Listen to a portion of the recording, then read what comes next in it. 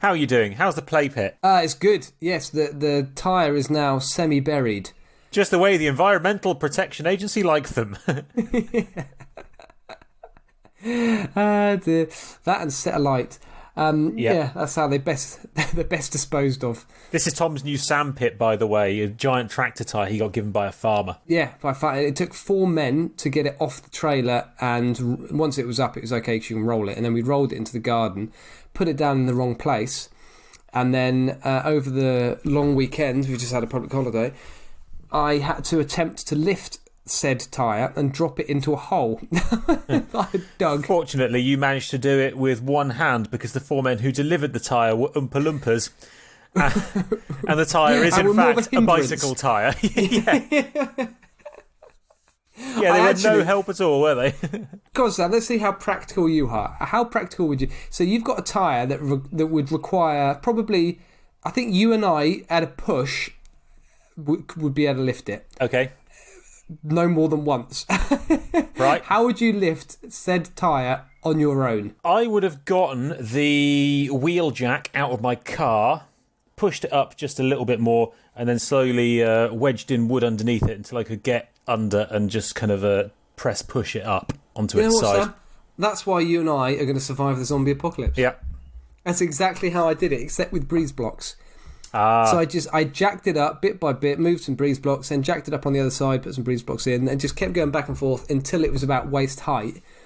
And then my wife and I lifted it, and I'll be perfectly honest with you, I was incredibly impressed by my wife. She's got strong shoulders, built like an ox. Yeah. Strong glutes. Like a Mongolian wrestler. I was about to say like a Jamaican sprinter. Yeah.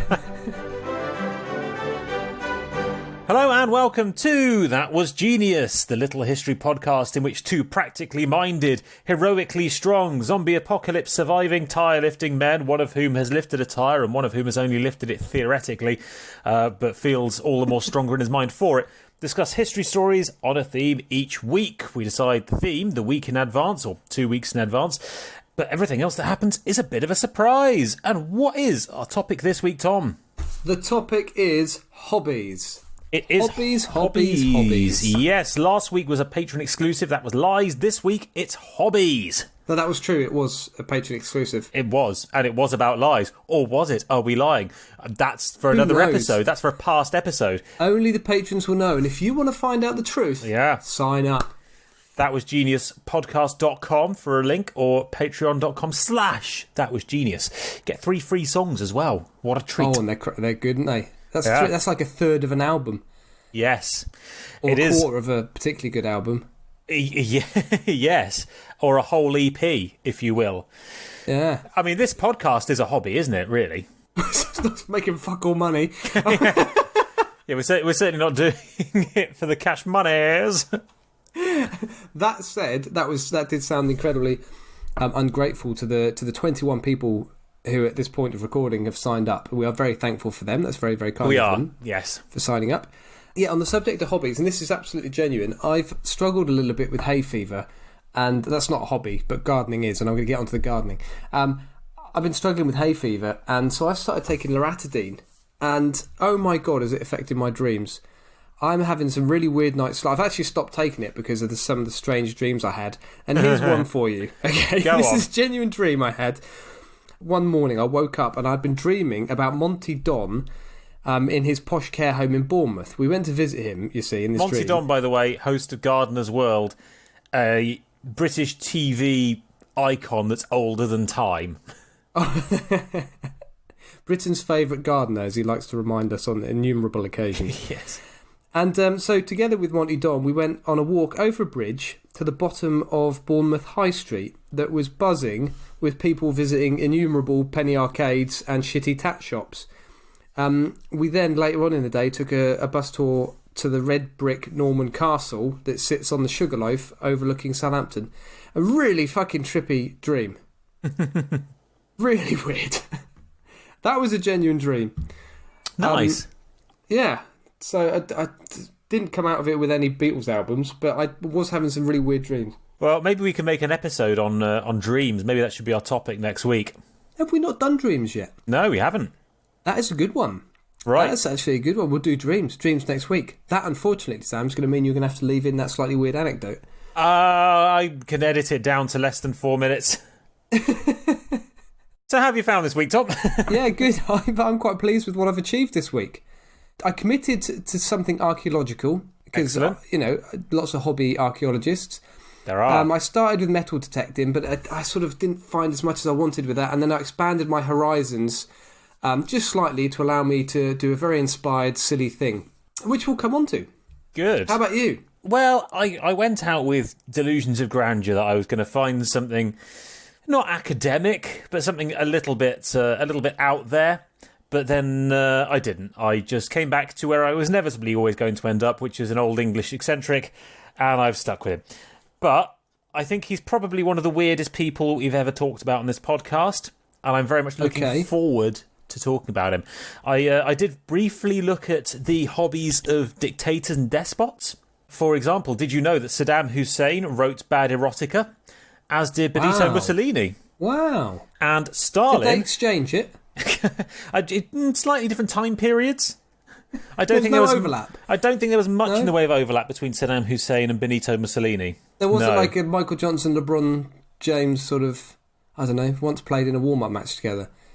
I don't think so. I think in the movie they'd have to splice together scenes from previous elements of the franchise, like they did with Star Wars. A little bit like that famous picture of Churchill and Stalin. Yes. Well, speaking of Stalin, he had a very nice hobby, which I think you'll enjoy. Mussolini's erotica. He collected Mussolini's books. Well, Tom, Stalin collected drawings of male nudes. Not females, only males, and he collected these artistic drawings of male nudes, and he would annotate them by drawing rude annotations and doodles on them. He would draw cartoon knobs over the well-written knobs, well-drawn knobs. How strange. Yes, and he would also put eulogies to quote-unquote friends who'd been executed. Eulogies? Sorry I had to execute you. Right. Apparently, Tom, right, here's a quote from Stalin himself on a sketch of a man reaching for his genitals. Stalin wrote, "You need to work, not wank. Time for re-education." On a sketch of a man standing in front of a reclining woman, he noted, "Idiot, you've completely forgotten what to do." He wrote that, did he? Yeah, he wrote that in the... He wrote that, Sam? Did I say that? Oh, whatever. You said roted. Fine. We're laughing at Stalin, not me. Focus, Tom. Focus. He collected them, he doodled in them. Occasionally, he'd write eulogies to dead friends saying, "You ginger bastard." One of them, I can't find the quote now, said, "You ginger bastard, you'd still be here if you weren't such an airhead." Crikey, brutal. Yeah. Right, who's going first? I want to go first this week. Oh, I wanted to go first. Oh. There's only one way of settling this. Flip something. Oh, Christ. Okay. Right, what evidence have we got of our hobbies in front of us? Train set. Flip your train set, Sam. I've got a receipt for a train-related eBay purchase. Oh, what is the eBay purchase? It's a selection of trees. Placed just beside the bridge. Yeah, let's go with that. Slightly less geeky than it actually is. Come on, what is it? It's a microchip so that you can control your train from a computer. Nice. So you can actually have it running upstairs. You don't even have to be there watching it. No, it's all on Wi-Fi. You just turn it on, and there you go. And I can turn it on, and I can fuck off to the shops. Multitasking, can sit and watch Tom. Telly. Now that's hobbies. Brilliant. So, do you want the side that has the price, which I will not be specifying on air because my wife listens to this podcast, or do you want the blank All side? my earnings from the last 18 months have been spent on this microchip. I will have the writing side. I'm a podcast producer. That's zero. You'll have the writing side. Okay, flipping it now. It's blank side up, Tom. Well, you go first then. I'm going first. Get in. Right, pop that away somewhere it will never be accidentally found. Okay. Today, Tom... Oh no, it'll be found way too easily there. Will it be by? So yeah, it turns out my proctologist is also a subscriber to Railway Modeller magazine. Open the tunnel wide, here comes the train. The well-lubricated train. True. Open up. All aboard the Endoscopy Express. Yes. Do not alight for the next 5 minutes. We're departing from platform 9 3/4 inches up your small intestine. Well, Tom. Today, Tom, as I've alluded, I have found quite the character for you. This is a classic English eccentric with a penchant for training inappropriate animals for inappropriate tasks. So come with me, Tom, on an adventure featuring hunting pigs, King George III, and an odd obsession with coffins. Yeah, this is going to be a funny episode. It's going to be a great episode. This is going to be a very surreal episode. As we meet James Jemmy Hurst. And I've actually got a source today, Tom. It's a secondary source, Nice. but it's a source nonetheless. Look at me go, like a proper historian. It's a book entitled Yorkshire Oddities, Incidents and Strange Events by Sabine Baring-Gould, which was first published in the 1880s, which is around 50 years after Jemmy's death. It is a really, really funny book, and it's available online for free. Does that have a chapter about the mad... what's his name that I did in the previous episode? Yes, I think it does. Yes, I reckon I did. I reckon I went to the same book. Yeah, I recognise the name. I think you did. It rung a vague bell when I found it. Yeah, it's a very good book. Was it on Gutenberg? I got it off. That's nice to know. Where did you find the book? Whilst I was speaking to you. No, it's on Wikisource. It might be other places as well, but it is on Wikisource. Okay. So yes. Anyway. Jemmy Hurst. He was born to a wealthy farming family in 1738 in Yorkshire. And from a pretty early age, James Jemmy was obsessed with animals. At school, he kept a pet jackdaw, which is a kind of crow, as well as a house-trained pet hedgehog who would follow him around and apparently obey his every command. I was researching this last night. Were you? Pet hedgehogs. Apparently it's not a good idea. You can... miniature hedgehogs were all the rage a couple of years ago, but they are actually wild, just in case any of our listeners were thinking of doing so. Good to know. This episode's sponsored by the RSPCH. Jemmy's parents hoped he'd end up in the priesthood. They mistook his mischievousness from an early age as intelligence. But it turns out he was just a bit of a dick. And pretty quickly got booted out of school for his constant pranks. Now, originally, I wrote a joke. I was going to tell a joke here about the hedgehog hiding in the teacher's chair to spike him up the bum and the crow stealing his glasses. Right. And then I found out that, in fact, he did steal the glass out of the principal's spectacles so that his finger went right through them when he tried to clean them. He did... He did hide a needle in the teacher's chair so that when he sat down it spiked him in the bum. Right. He also stole a schoolmaster's pet pig and rode it around the yard like a horse. Right, and at what point did their parents think this was related to his intelligence? All the time. They were convinced that he was a genius. I won't lie, Tom. It's a funny story in some respects with what he did to animals. He was also a bit of a dick to animals. At one point, he tied the two school's mousing cats' legs together so that they fought viciously and couldn't get apart until someone had to get in and untangle them with the result of quite a lot of blood loss. Right. And he finally got kicked out of school for stealing the headmaster's fishing rod one day, leaning out of his office window and hooking the headmaster's ginger wig off his head during break time. That is funny. Reeling it up so that it was just out of reach and then popping the fishing rod into a flagpole just outside the office. That is classic Beano. That's exactly what I was going to say. That was Beano stuff. That is Roger the Dodger stuff. That's cracking. Absolutely. This guy was true Beano. So his parents pretty much gave up trying to get him back into school. He made it perfectly clear to them that he was going to behave this way regardless of where they sent him. So they more or less left him to do his own thing, which was mostly training pigs and cows to be ridden like horses whilst walking around with a hedgehog on a lead until he eventually became an apprentice leather tanner, where, after noticing his hedgehog curled up on a leather shirt one day, he invented bondage gear, Tom. Hey. That's not true. No. Whilst doing this, he fell in love with the tanner's daughter, and the pair were engaged to be married. Unfortunately, this is where it all started to go wrong for poor Jemmy. One day his girlfriend fell into a river, and whilst he rescued her, she contracted and died of smallpox shortly afterwards. Hey! Oh, you told me it was going to be a funny story. Oh, yeah, you knew it was coming. What a punchline. So Jemmy, already weak from the river rescue and now also heartbroken, fell into what was called, at the time, a brain fever. It was possibly encephalitis or scarlet fever, which he may have caught from the river whilst trying to rescue his girlfriend.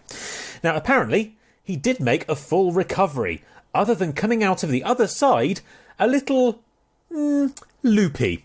Although you could argue that he'd been a little odd beforehand, given, the pet hedgehog. Yeah, and riding around on pigs. Pigs. Yeah. Anyway, he was, by this point, insane.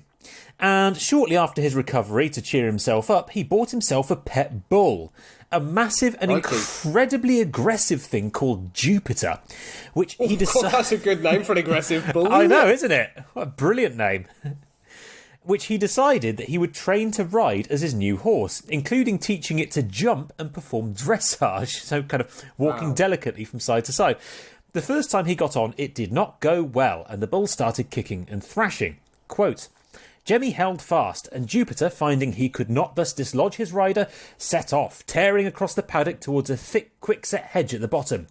But instead of leaping it, as Jemmy expected, the bull ran against the fence and precipitated his rider over the hedge and into the ditch on the other side. Jemmy was unhurt except for a few scratches and some rents in his garments and patches of mud, and picking himself up, raced after Jupiter, nothing daunted, caught him, remounted him, and mastered the beast. After this, he rode Jupiter daily, to the great amusement of people generally, especially when he trotted into Snaith on market days, on the back of the now docile bull. Brave. You wouldn't mess with him, though, would you? You wouldn't mess with him. He turned up on the back of a bull called Jupiter. Quite the cowboy.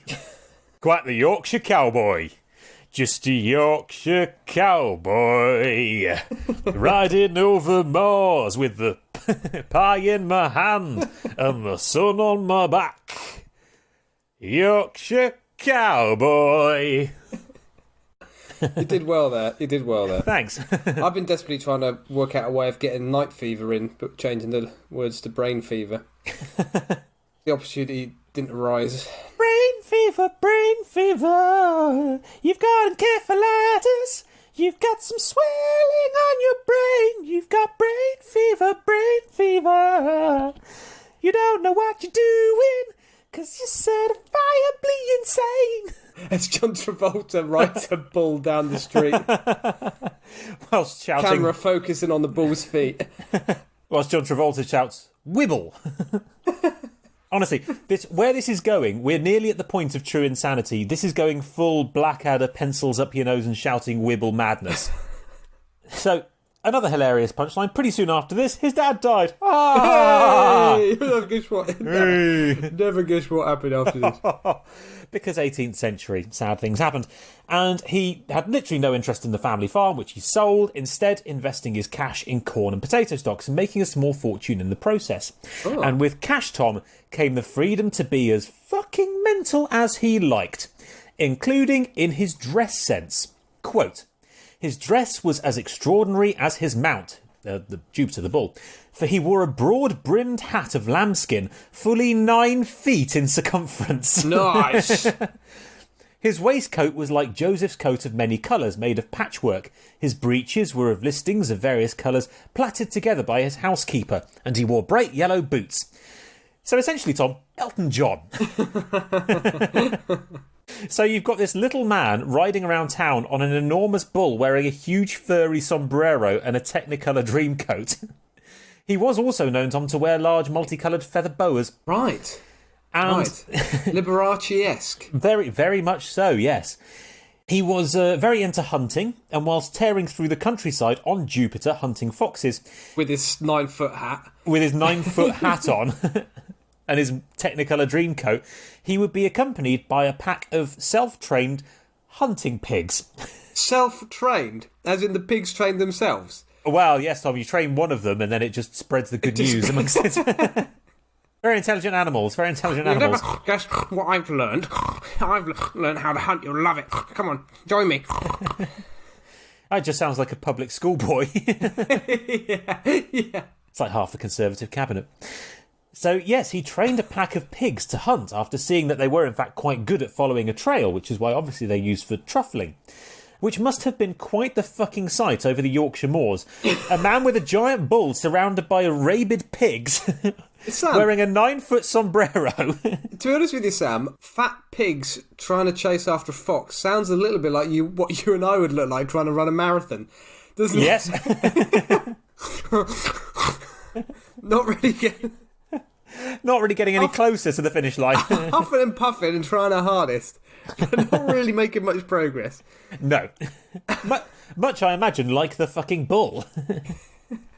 What an absolute treat for the people of Yorkshire. And the foxes, for that Yeah, matter. absolutely. Yeah, in no danger whatsoever.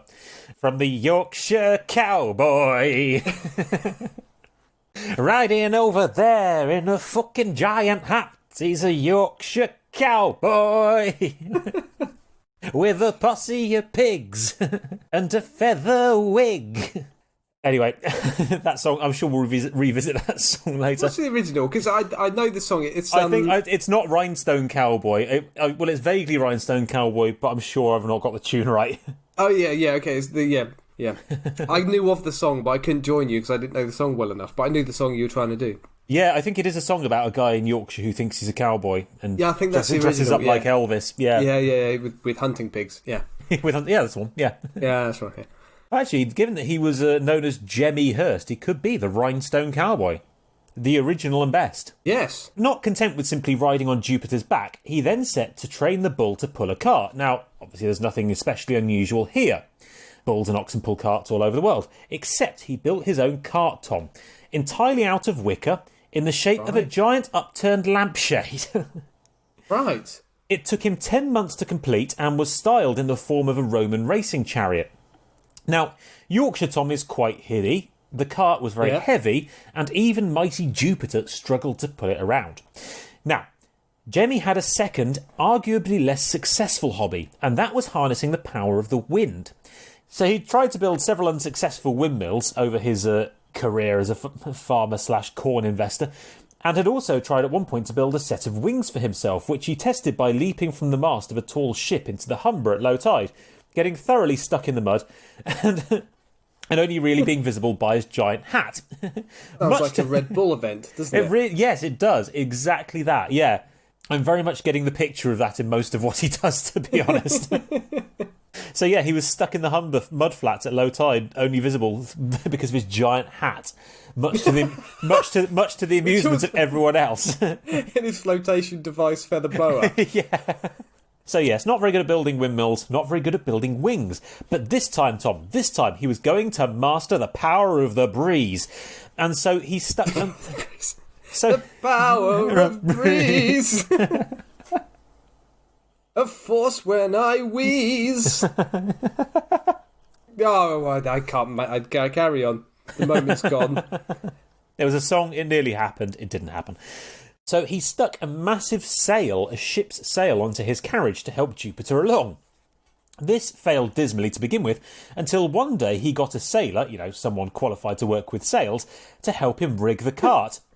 Pretty quickly he caught a good breeze on the way down into Pontefract and began to career towards the town, Jupiter having to pick up a full gallop to avoid being crushed by the cart behind him.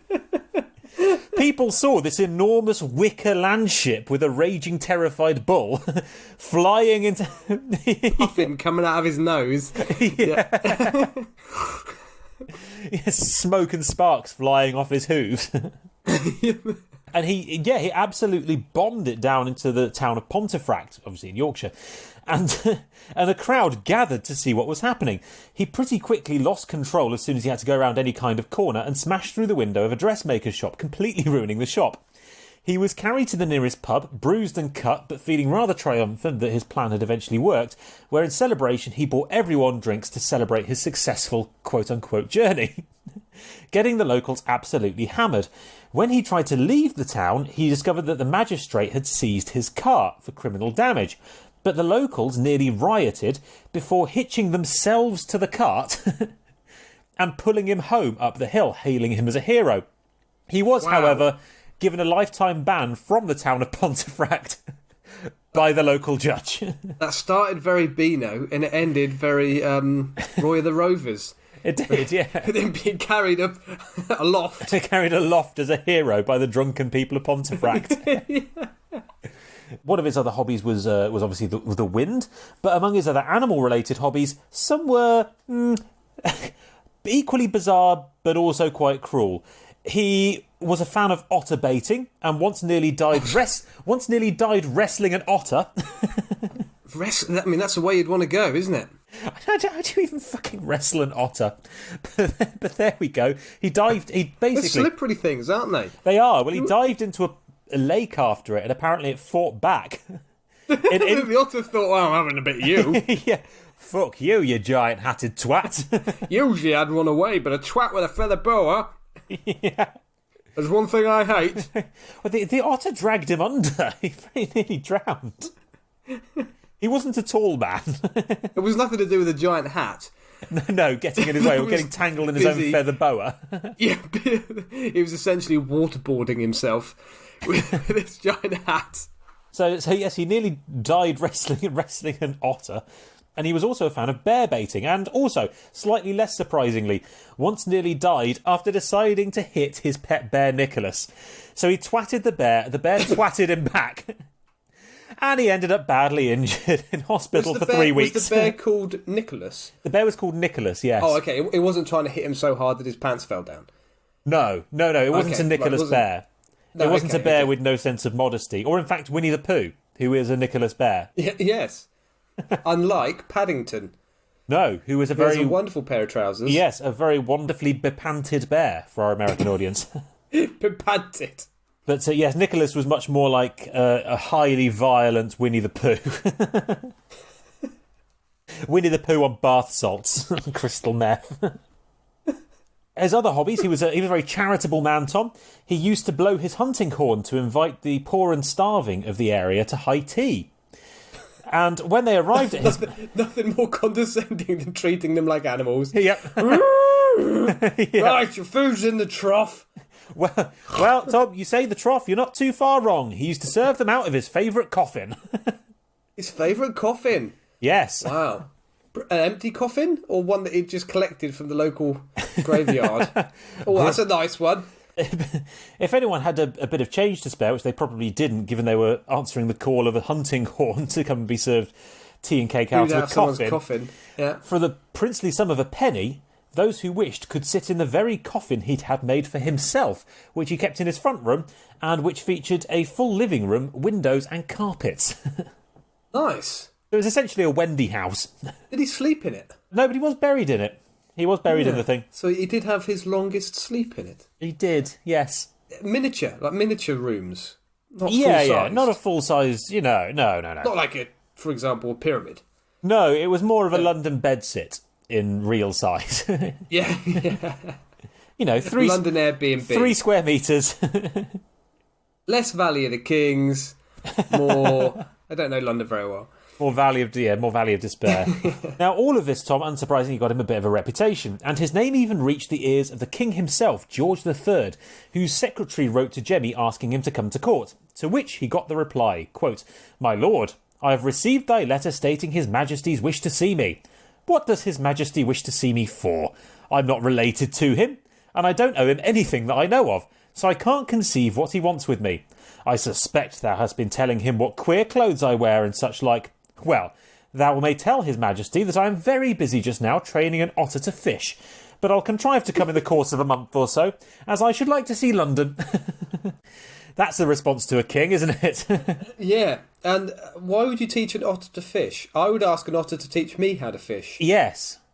It's very much Coles to Newcastle, that, isn't it? Yeah, that's kind of the otter's speciality. Maybe he taught... That and wrestling. Yeah, he taught... headlocks. Yeah. Half Nelsons. The otter taught him to wrestle. I'm a wrestling otter. You see? Never caught a fish in my life. Maybe that's why the otter nearly got him. Maybe the otter just twatted him over the head with a steel chair. Because he thought he was the Undertaker with his giant hat. Yes, there's a mental image. The tail from the lake. As he turns around and slaps him with his tail. Pow, pow, pow. Well, that's the crowd go wild. That's the cartoon to go with this episode, isn't it? Oh, yeah, God. Before he tags in a hunting... Can't draw animals. Before he tags in a hunting pig. So yes, when Jemmy did eventually show up in London, he made quite the scene. Quote again, he had an entirely new suit made, a new lambskin hat of the old dimensions, still with the great 9-foot Stetson, an otter skin coat lined Sounds with... like a twat, doesn't he? I know. I mean, trying to use a urinal next to the guy must have been unpleasant. Well, unless it was raining and it was an outdoor urinal. Well, he was quite a short man. You'd have to squat down. So good if you'd taken a shit in the urinal. Yes, well, yeah, in that case. Perfect. I don't suppose you'd mind if I just sort of took a bit of shelter, would you? If you are that one person who always seems to have shit in the urinal at a service station. So he also wore striped stockings, carrying rapidly on. So he also striped stockings. So he also wore striped stockings, and shoes with giant silver buckles on them. His carriage was repainted in the most lively colours, and was also pulled, Tom, at this stage by 4 donkeys. Donkeys, okay. Bit Shrek. Yes, the striped stockings are really quite the picture. Very lengthening. Lengthen your legs, don't they? Absolutely, yes. Turned up in some 4-inch kitten heels. And his giant hat. Like public schoolboy in lingerie. The Yorkshire stripper. It's like the Yorkshire Ripper. But even worse. Well, you can leave your hat on. Yeah, 9-foot hat. You can't see anything but my ankles. Oh, let me take off my socks. Oh, yeah, ankles. Unsurprisingly, when he arrived, a courtier laughed at him, Tom. To which Jemmy responded by throwing a cup of water over him, since, quote, he was clearly hysterical. He described the king, to his face, as rather plain-looking, before inviting him back up north for a brandy, an invitation which was politely refused. Jemmy eventually died in 1829, mad to the end. In his will, he left £12 to 12 old maids, who were ordered to follow his coffin, and to 2 musicians, a fiddler and a piper, who were to play happy songs as they went along. Only 2... It's only a game show. You better believe I'm right. I'm gonna be riding a bull tonight. Big break. Hey, following the tradition of any song referenced in a historical source without lyrics becomes the Big Break theme tune, yes. Unfortunately, only 2 old maids took up the offer of following his coffin, and the priest, who hated bagpipes, did not let the piper play anything but Over the Hills and Far Away, and forbade the fiddler from playing anything at all, so the fiddler just followed in silence. And finally, Tom, he left his accountant a length of rope with which to hang himself. So there we go, Tom. Jemmy Hurst, animal trainer, hat fanatic, strange philanthropist, and nutcase. In every sense of the word. Is that Jemmy or Jimmy, as in James? So he was called James, but he was known as Jemmy. Well, wonderful story. And that does... I'm trying to think of the chap who I talked about in a previous episode. It was Mad... We're going to have to look him up. It was in the Perfidious Englishman episode, wasn't it? Where you misunderstood the meaning of the word perfidious. Yeah. And just came out with an idiot. Hang on, I'm just going to bring up the blog on our website. That was geniuspodcast.com. Go to episode notes where you can find all of the episodes that we've done before. Mad Jack Mitten.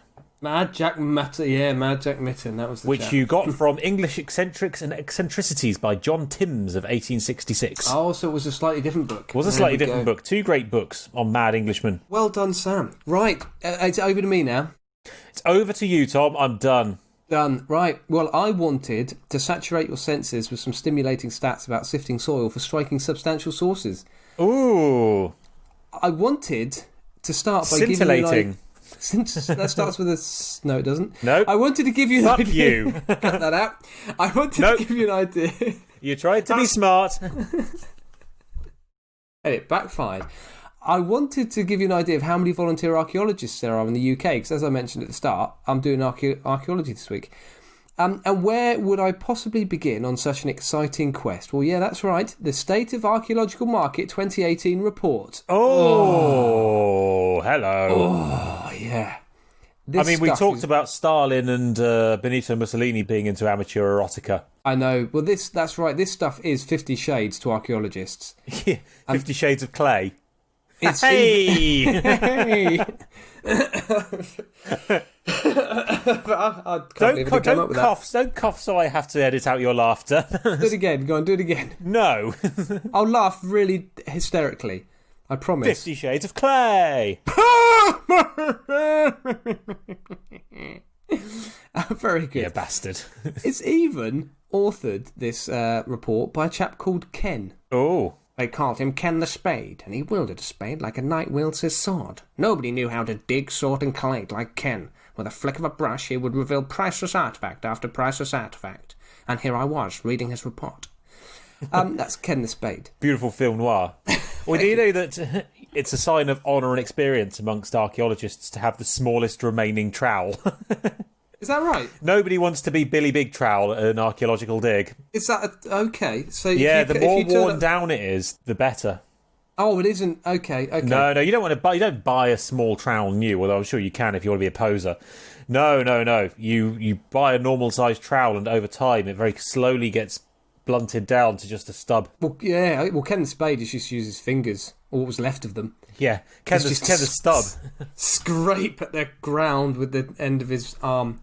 With a sharpened Well, I'm glad it was the end of his arm rather than with his elbow. Yeah. It's actually Ken the Human Spade. He just eats soil.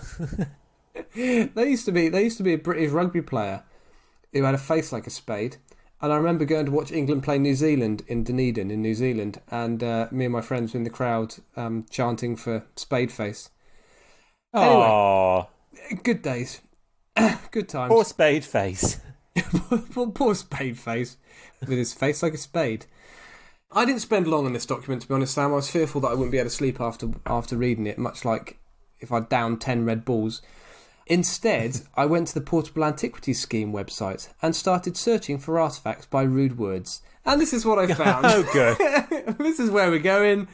This is my contribution to this episode. Good. Juvenile is the name of the game, and I started by typing Big Pooh. It's a cuddly coin. Was cock on the board, Miss Ford? It's nice to type ass nice. That's the game I played. Right. Before we get on to what I discovered... I discovered a cock ring buried deep under the ground. From roughly the time that Boudica was around. Dig break. Let's have a cup of tea. Before we get on to what I discovered, I had better explain to people what the Portable Antiquities Scheme is, particularly as we have a lot of listeners from States and Canada, I think, don't we? In a nutshell, if you are metal detecting in the UK or gardening or out and about hiking through recently ploughed fields and you discover an historical artefact, for example a Roman coin, you should report this to the Portable Antiquities Scheme, although you're not legally obliged to. This organisation is not looking to pinch priceless artefacts off you and sell them to Middle Eastern trillionaires with pet blue tigers. It simply wishes to keep a record of what has been found for the purposes of study and to ensure that significant finds are protected. Sorry, you were going to say something, Sam? I was just going to say, as long as it's a small find. As soon as it's a big find... Okay, yeah. I won't ruin it. I'm coming on to that. For example, you can map discoveries of coins, for example, minted in the Danelaw, so the north and east areas of the UK that were ruled by the Vikings, and you can find out lots about the extent of Viking influence, which is why it's important if you find certain coins, you report them, because bigger studies can be done based on all these little bits of information that are recorded.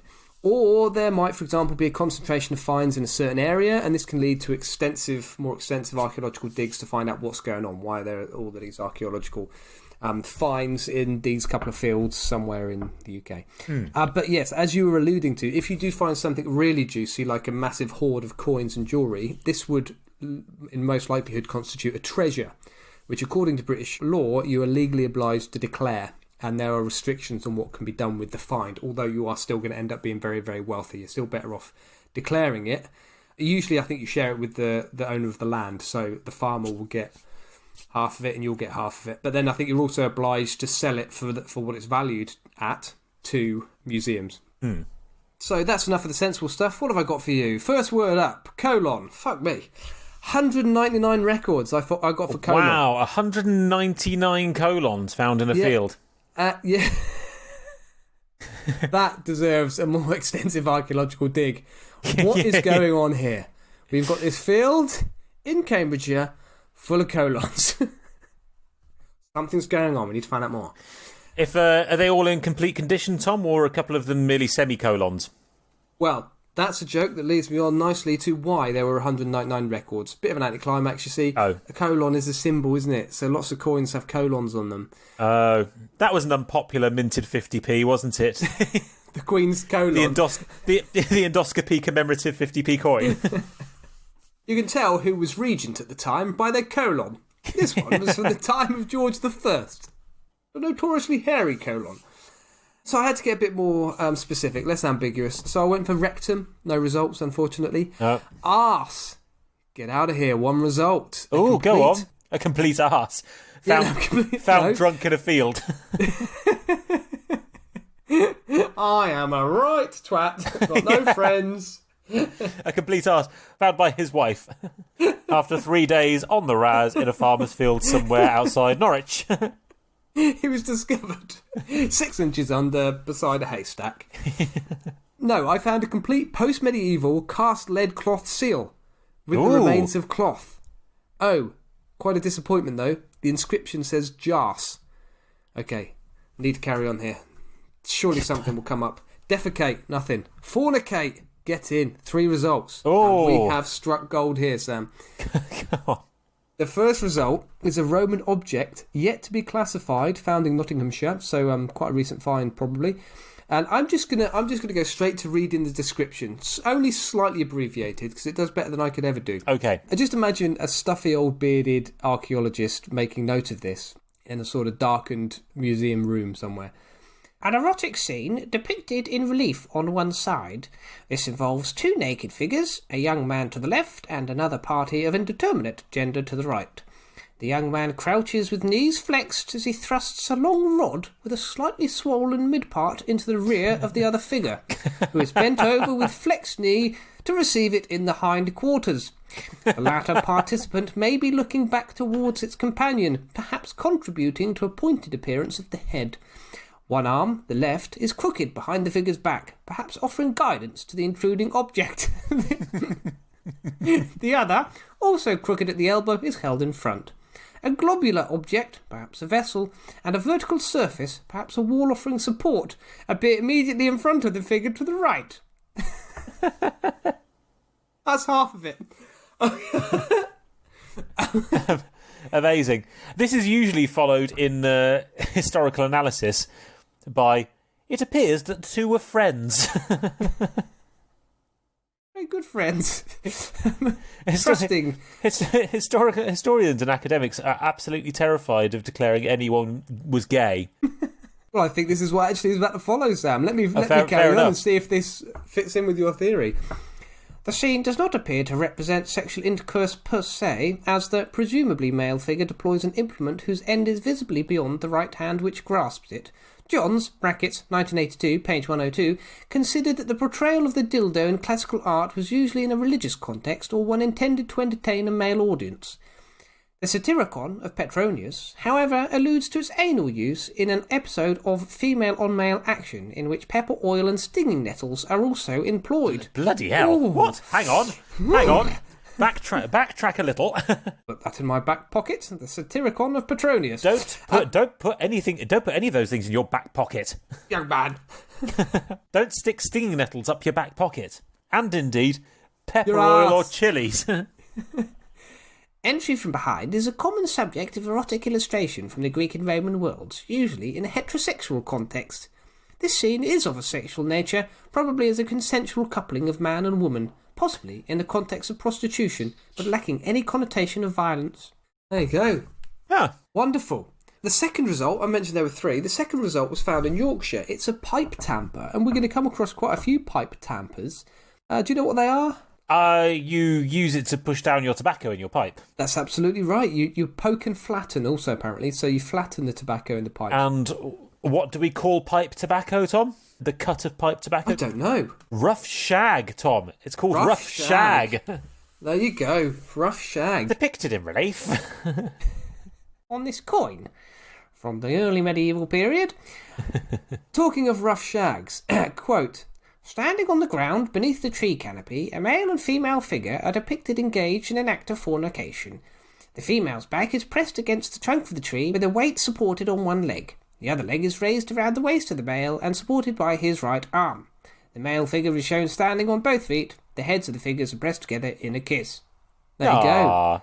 Lovely. Romance. Just a romantic moment between two people under a tree. It was probably 100 to 300 years old, and apparently they were deliberately rude. So these are not too. Apparently these are not too uncommon, as we're going to come on to. There's a few of them. A bit like sort of the soft porn cigarette lighter that your dirty uncle bought in a service station in France. Yep, gotcha. In fact, I know the one you mean. Yeah, you know exactly what I mean. In fact, the third item from this search term is also a pipe tamper. This time discovered in Wiltshire, depicted in the same scene. Okay, next search term, masturbate. No results.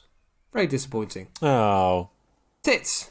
Lots of results. Unfortunately, tit is common on coins with Latin inscriptions because I'm fairly certain about this, but the Titus. They were abbreviated, weren't they? Yep, so Titus might become tit. Yeah, so unfortunately that was disappointment. Vagina. Crikey, 9 results on this one. Ooh. There's an unidentified post-medieval coin-shaped object, but clearly not a coin, but it's shaped like a coin, depicting a penis being inserted into a vagina. That was found on the Isle of Wight. A vagina? Ooh. What did I say? A vagina. That's how it's pronounced properly, Sam. Oh, You're just an ignoramus. Yeah. Here we go. Another pipe tamper, this time mechanised, but missing the male. But it clearly it was mechanised, so there would have been a sort of thrusting action coming through. Hold on. Next item on the list, another one from Wokingham, another pipe tamper, and this one is intact, and yes, it's fully mechanised. Boom. Excellent. More parts of pipe tampers. Here we go. Something slightly different. 2 more. A Roman phallic amulet, popular with the Roman army, apparently. Although only 3 have been found in the UK, so quite a jump that from popular in the Roman army to there were 3 of them that we found. Yes. All 3 of them were very popular with the Roman army, though. Yes, walls. Romans used to build them absolutely everywhere in the north of England, all over the place. Hold on, how many have we got? Well, we've got the Hadrian's and we got the Antoninus wall. That's 2. Quite a jump. And a limestone carving of a cock entering a vagina again. So that's what we've got for vagina. Yeah, blowjob, nothing. Piss. I found quite a few piss pots. Good. Piss. Urine. Lots more piss pots. So lots of people have found piss pots in their garden. Excellent. Bum was my next search term. It's a slightly different attack. This is a slightly different contribution by me, isn't it, this week? It is, yes. I still think it's historical. More of a list. What I googled whilst I was bored. It's pretty much it. I was bored in class and the teacher left the room. So I went on the Portable Antiquities Scheme website and I wrote in red words. Bum. Here's a quote. A cast copper alloy pendant of the medieval period. At the centre is a monkey sitting right, one arm bent back, with its hand on its bum, the other raised towards its mouth, as if it's about to eat something. What could that be? Next search term. Turd. Oh, that's a dirty segue. Following on seamlessly. Metalwork described as usually larger at the size and pellet form of a guinea pig turd. That is used to describe some metalworking debris. At the size and pellet form of a guinea pig turd. Interesting. I typed in fart and I found a seal from Buckinghamshire with a picture of a monkey holding an owl. Quote, the position of the monkey's left hand may indicate that it is farting, or perhaps that it has backache. The latter would perhaps have been caused by holding the owl. Gold. I've got about 3 more pages this time. Definitely fart. Definitely a fart. So, yes. Backache. Well, it'd have to be a big fart, wouldn't it, if it's causing backache? Well, yes. I mean, the person who wrote that sounds as if they're writing from experience.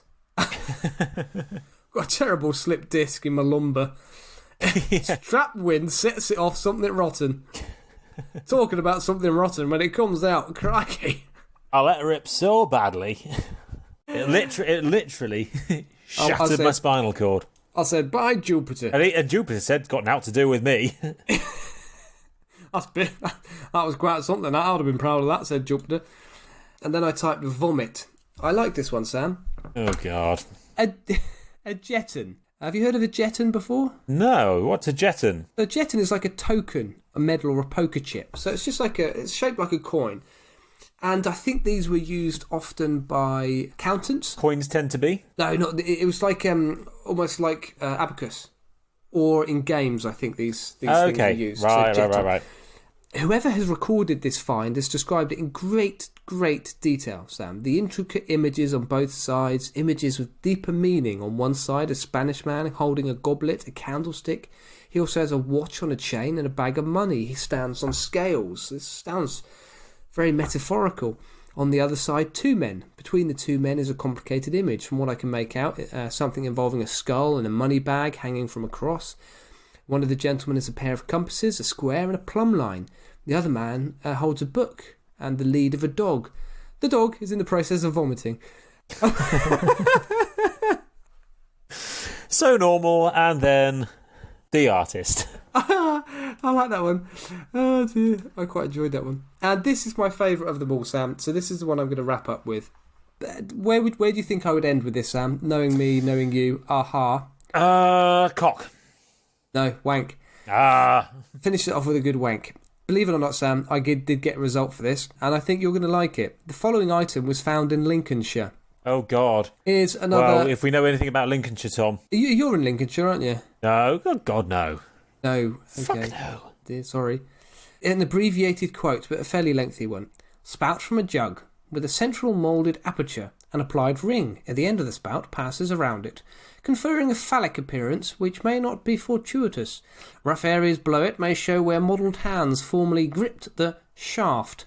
Peter Armstrong, a leading excavator of sites in Hull and Beverley, which have produced such vessels, indelicately referred to the form as a wanking jug to describe the juxtaposition of hands and spout, which characterised this form. The potters of Beverley were innovative and skilled craftsmen, and their demise in the mid-14th century is ascribed to the Black Death. Suggested date, medieval, 1200 to 1350. God bless you, Peter Armstrong, and your wanking jugs. So wanking jug refer to the form rather than the purpose? I think so. I think it's called a wanking jug because it looks like a handprint on a shaft-like object. Excellent. As opposed to a medieval fleshlight. Yeah, I don't think people used to collect jizz for, I don't know, the tanning process or anything like that. I'm sure they did. By tanning, I don't mean, looking good in your bikini. I mean leather treatment. Ooh, although both could help. Have you tried to explain that to women in bikinis on the beach? You know what? We'll get rid of those bikini lines, young lady. Leather. And wank. Forget coconut oil. It's a scam. It's snake oil is what it is. Speaking of snake oil. That was like a British eccentric wrestling an otter, wasn't it, for that one? That was. We both went for that punchline. Anyway, yeah, so that's what I did. And if we have any listeners who work for the Portable Antiquities Scheme and they've been recently looking through the most popular search terms for the last 24 hours, those searches were performed by me. That's excellent. The only searches. Yeah. No, I think we both know that all the academics are just searching up poo, bum, wank, jizz. Yeah, all in the room together. Yeah. Ah, dear. Yeah, it is actually a lifetime.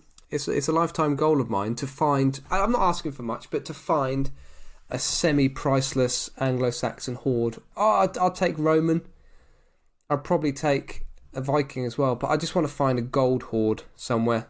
That's not too much to ask, is it? No, and I live in a good part of the country. I do. You do? If I see an upturned tree after a storm, I have a quick poke around underneath it. Good thinking. Yeah, just have a quick nosy. I'm just alert to it. And you would not believe, we've been doing a lot of gardening since we moved into this property, me and my boys, and we have found some serious treasure in our garden. What have you found, really Tom? Have. What have you found What have other than a found? half-buried tractor tyre? 2 old...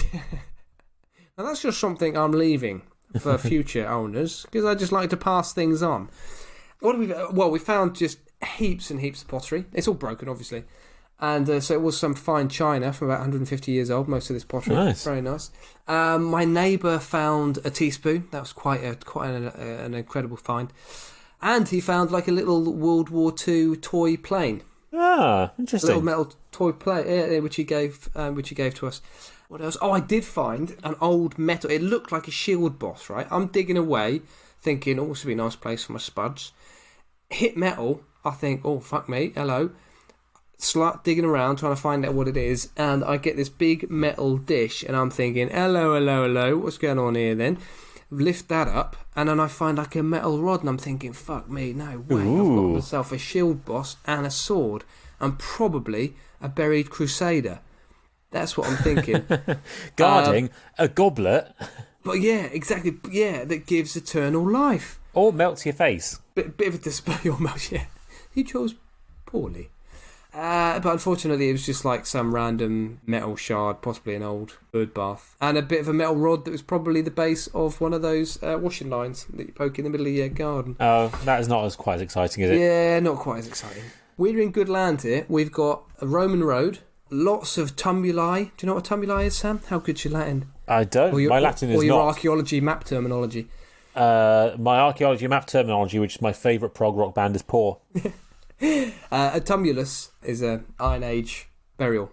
I have got a strong chance of finding some buried treasure.